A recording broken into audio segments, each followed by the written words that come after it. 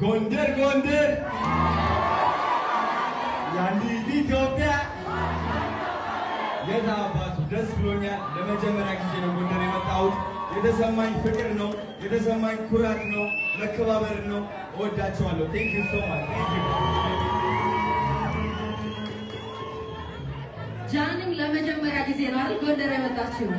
ስለዚህ ጎንደር ቤት ተቀጣጣች። እንዴት አየሻት? ጎንደር የፍቅር ሀገር ነች።